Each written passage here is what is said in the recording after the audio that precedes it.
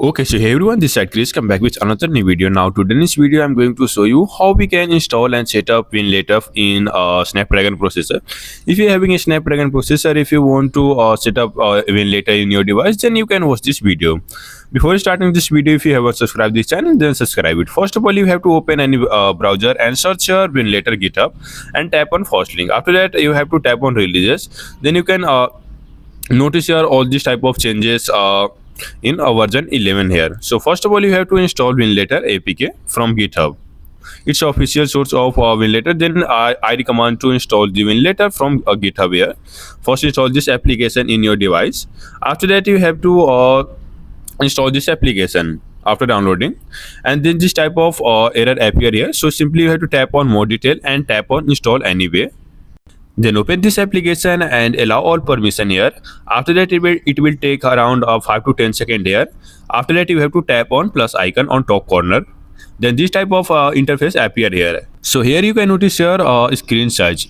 Minimum screen size means maximum performance, and maximum screen size means minimum performance. So I'm going to recommend here 960 into 544 ratio here. So select this screen ratio, and after that you can notice here lots of option appear here. So you have to select a graphic option in turnip if you are having a Snapdragon processor. So if you are having MediaTek processor, then I will provide different video, you can comment here. And after that you can notice here DX wrapper. So here you can notice here direct 3D. So simply tap on it and you have to select here DXVK for Snapdragon here. And after that you can notice your wine configuration, DPI font size you can select according to your choice, theme according to your choice, and if you want to change any image, then also you can do. In advanced setting box 64, you have to select here stability. After that you can notice here processor affinity and processor affinity 32-bit application here. In 32-bit application you can select here CPU 2 to CPU 7, and in startup selection you have to select here essential load. And after that you have to unselect here processor affinity CPU 0. After that click on blue color icon, it will save icon. After that simply you have to tap on play icon. It will take around maximum to maximum 4 to 10 seconds here after that.